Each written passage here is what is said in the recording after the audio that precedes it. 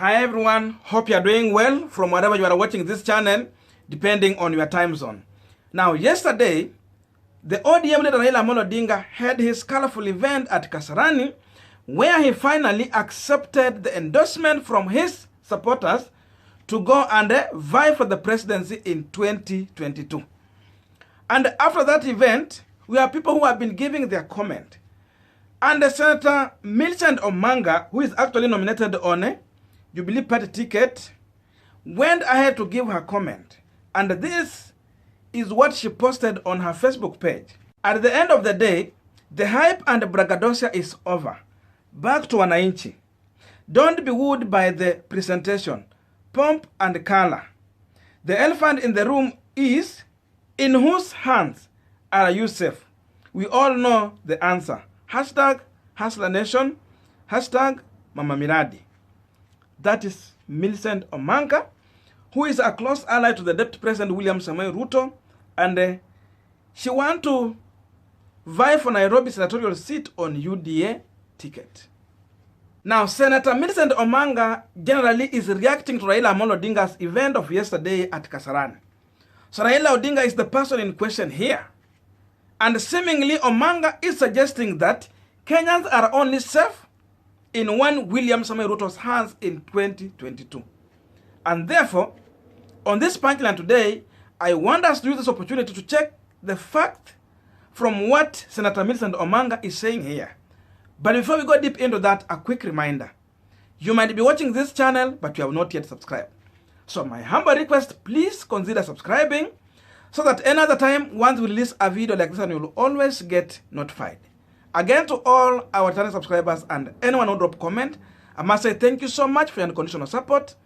I'm also requesting you to give this video thumbs up so that YouTube will recommend our video to more viewers. Back to our discussion. Now, the truth is that William Samoei Ruto has never resigned from Jubilee government.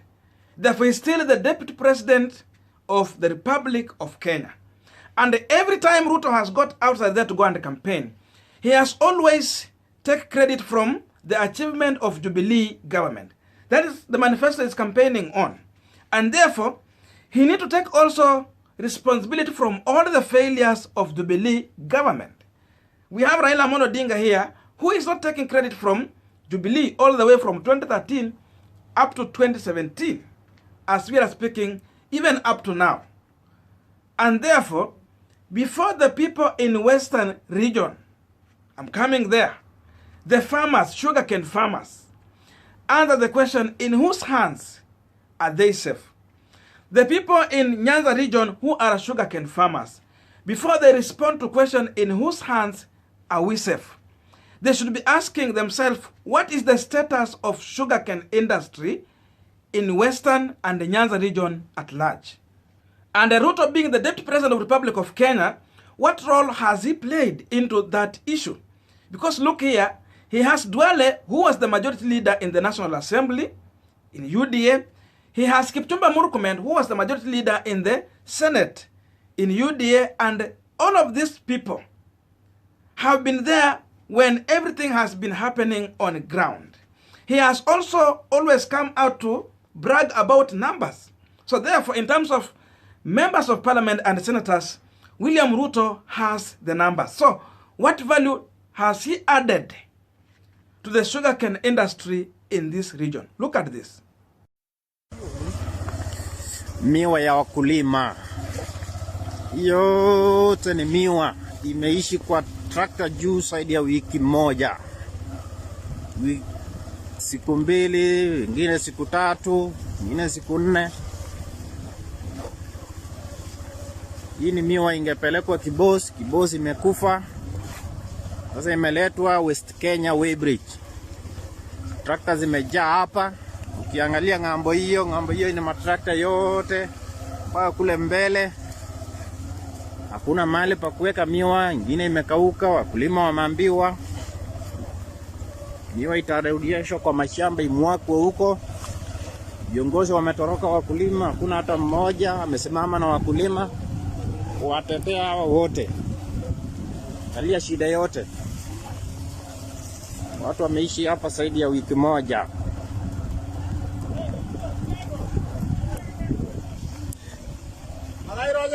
Garo.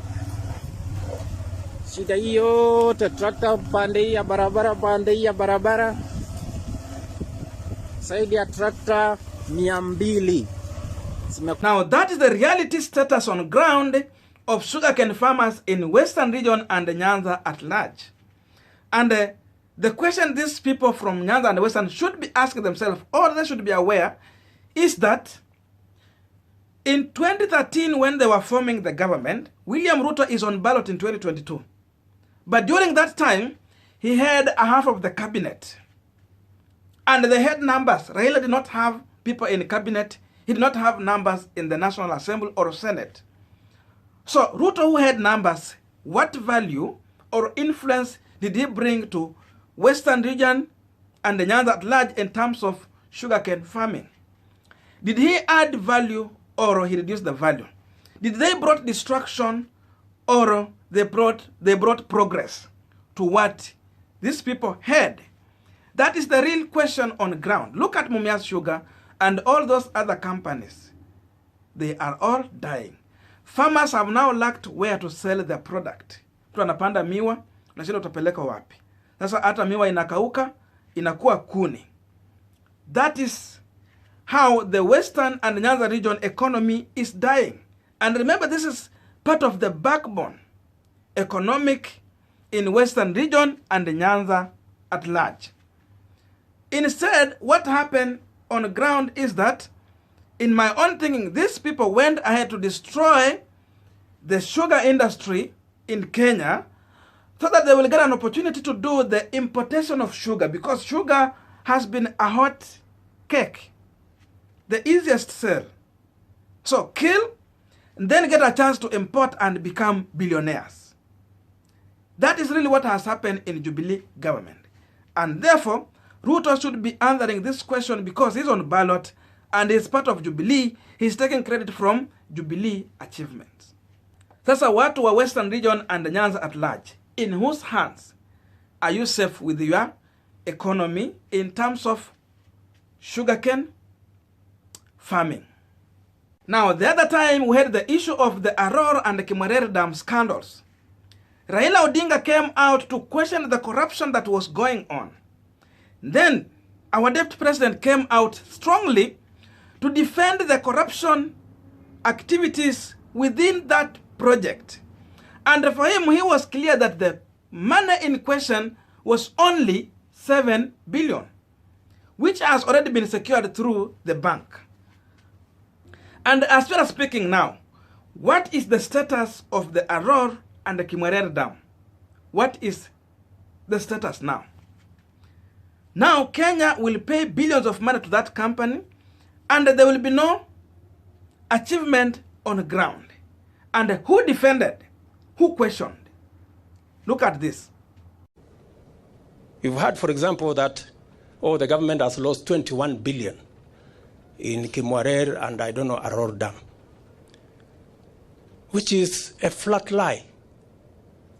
The money in question is about 7 billion. And for every coin that has been paid, we have a bank guarantee. No money will be lost because we are a responsible government. We have engaged every arm of government to make sure that public resources are safe. Now, Kenyans can see the reality on the ground and they can go ahead and answer this question on ballot. In whose hands are they safe? Because you can see how the taxpayers' money has been abused in Aror and the Kimwerere Dam. That's the issue. And lastly, because I don't want to waste your time, let us check on the issue of cereals. The cereal board also. We have maize farmers in the country. Rift Valley, Kitale, Bungoma, Trans Nzoia, and any other place in the country. We have maize farmers who have really harvested their maize in the past. Then at the end of the day, these people will lack where to sell their product. Mahindi inakaa tu kwa store alafu inaoza. And then the farmer is rendered poor. He go ahead lose everything that he had already invested in the maize farming. And after a short while, you will see that we have lacked maize and the importation of maize will start coming. Hapa unasikia mambo ya Mexico and Mexico, ile mahindi inatoka huko.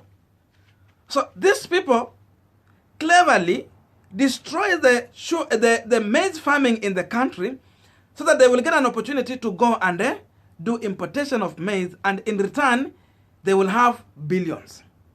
When was this happening? In whose government? In whose cabinet? Where was Raila sitting in that cabinet? And where was William Samoei Ruto sitting in that cabinet? Now, in fact, baada ya kuacha mahindi ya mkulima ikioza, the impunity does not end there. These people goes ahead to import fertilizer that is counterfeit. You bring in fertilizer that is compromised. Then our farmers will need to buy this and go and use. The end product is a problem. The harvest is poor. And that means that the country will lack enough food. This can also give these people a chance to go ahead and import maize, which in return they will sell to Kenyans and have their billions. Listen to this. And now, lastly, I have a question to ask here. Because now I've seen these people, they have gone all the way to the kitchen. Pale penye our mothers are cooking now. Some time back, before 2013, kurudi huko nyuma, what was the price of 20 liters of cooking oil? Kwa karibu 2,000. We are now talking about 5 to 4,000 price of cooking oil. Look at the gas. Now they are taxing the gas. William Ruto has numbers. Raila doesn't have numbers. Mambo ya tax inafanyika kule kwa bunge. They can complain there. William Ruto's hand is in the cabinet. Raila doesn't have people in the cabinet. So he has influence. Ruto is sitting there in the cabinet. Raila is not sitting in the cabinet. So the question, I think, in our own view here, we have answered the question.